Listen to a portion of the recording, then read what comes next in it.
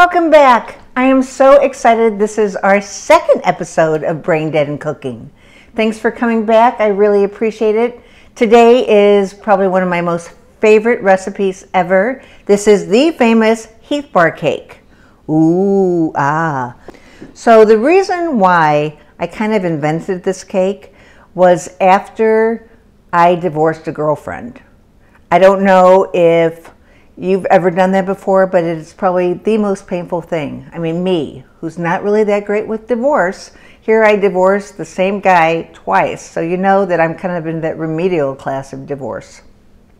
But actually divorcing my girlfriend was more painful to me than even divorcing this guy.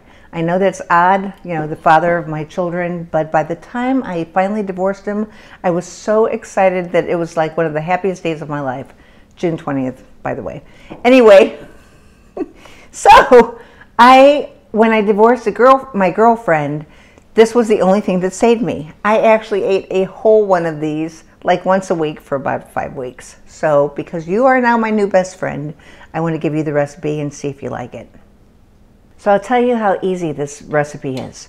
All you have to do is get a 9x13 pan, preheat the oven, of course, at 350, get your favorite deep chocolate cake recipe, or not cake recipe, don't make it homemade. Just make your favorite box, if it's Pillsbury or Duncan Hines, whatever's your favorite, and make the chocolate cake like they said to do on the box. So you cook it for like 30 minutes, you get it right from the oven, and then when it's still warm, what you do is you poke holes in it. And what I always do is I use the bottom of either a knife or a spoon. And so you make the holes pretty big. So between you and me, since we are new best friends, the reason why I divorced my friend was because she was like this type of woman who would say things like, to total strangers, like, I just don't understand why people are fat. If you could just increase your aerobic activity while you decrease your caloric intake, you'll be just perfect. Why do people have to be fat? Well, people around me were like, you've got to get rid of her as a friend. She is just absolutely bizarre. I'm just kind of like, but anyway, everything was fine. I called her my friend id. You know, like the Sigmund Freud super ego, you know, your id, your ego, your super ego. Well, she was my friend id. She was void of knowing that people were just, you know, that she was hurting people's feelings. And I really kind of felt sorry for her because I was really one of her only friends. But what happened? Okay, so I poked the holes. I can't talk and walk at the same time, but I'll try. Then you take the sweetened condensed milk and you pour it in the holes.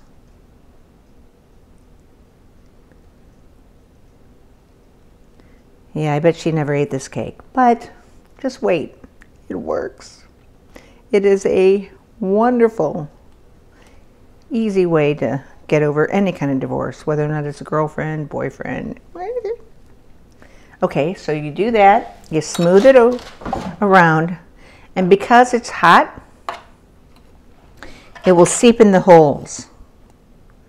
And then you add just one more lovely ingredient, and that is caramel sauce. Look at this stuff. It's killer. So what I do is you can use as much as you want. I always use a whole can. What the heck? And you smear it around. And then the trick is you cover it up with aluminum foil and let it sit overnight.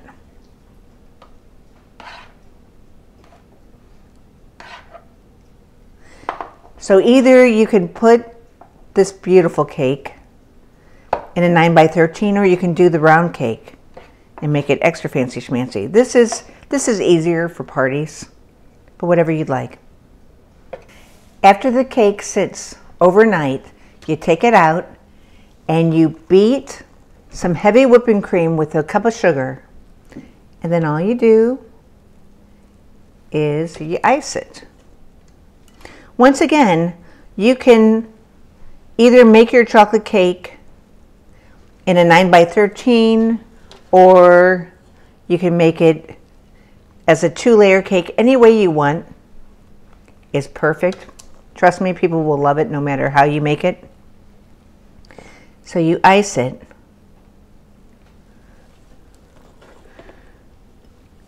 Anyway, I was going to tell you my horrible, very sad story. It took me forever to get pregnant. And I know you probably have to have sex in order to get pregnant, but I wanted to be a mom more than anything. And even though I was in a really, really bad marriage, I wanted to be a mommy so, so badly. And I always like to say that the kids are the ones who actually saved my life, because they're the ones who made me leave. But anyway, I finally had Madison, and this pregnancy was not easy. Not only was I married to somebody who was abusive, but who wasn't working, it was just kind of miserable. Plus, I threw up every day for 9 months. I think I gained a total of 9 pounds with the pregnancy, and she weighed 713. So it was not pretty. I was hospitalized a couple times. Anyway, I gave birth to her, and it was the happiest day of my whole entire life. I was just holding this gorgeous baby. My ex-husband was gone. He went to some kind of bar, I don't know where. And I was still a mess. Here I had been, I had given birth, and I hadn't taken a shower. I hadn't eaten. And she walks in, this woman who made me eat this whole cake, walked in, and she had a full-length fur coat. She had diamond earrings down to here that her ex-rock and roll boyfriend had given her, and I won't even mention the name of the rock and roll star. But she saw me and she was like, "Laura, oh my God, she's a beautiful baby." And I was sobbing. It was like doing the ugly cry, and I'm like, "Oh my God, Diana, do you believe this? This is my child. This is my baby. I'm just the happiest." And she said, "Well, how was your birth?" And I said, "It was really, really simple." And she said, "Really?" And I said, "Yeah." And I said, "They gave me an epidural. I hoo-hoo-heed 3 times. And look at this beautiful baby. Beautiful head of hair." She was gorgeous. And she looked at me and she said, "Well, of course she's beautiful." And I said, "Well, thank you." And she said, "No, it's because you've got plantation woman hips. That baby could have just plopped in a field."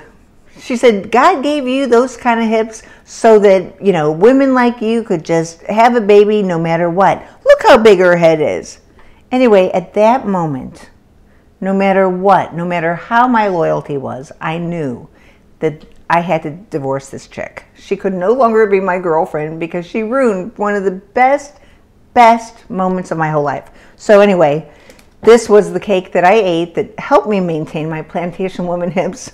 And I don't know, it worked. It really, really worked. So that's enough storytelling for today. But the way you ice the cake is after you put the whipped cream, all you do is you just top it any way you want. You can make the little designs like I did.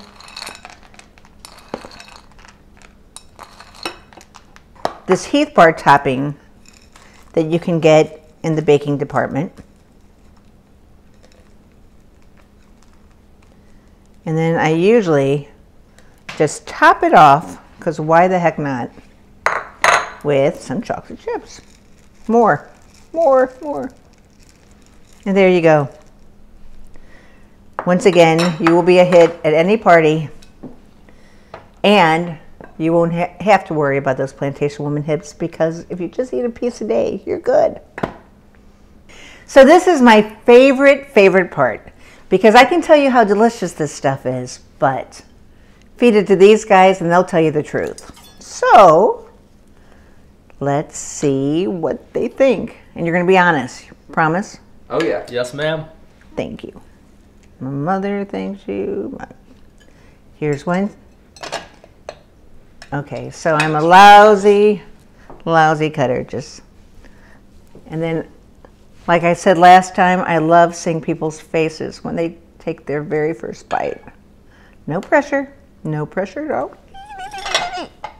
And it fell. Sorry, Scott. It's totally okay. Okay, so, right? This is pretty goofy, but 1, 2, 3. It's the Heath Barcade dance. Oh yeah. Super moist, delicious. If you ever have a depressing day, eat this. It works. So I hope you enjoyed the second episode of Brain Dead and Cooking. Hope you love the recipe. And as always, because you are my new best friend, if you ever see me, just tell me where to go, how much I owe, karma, karma, karma, and enjoy. Until next time.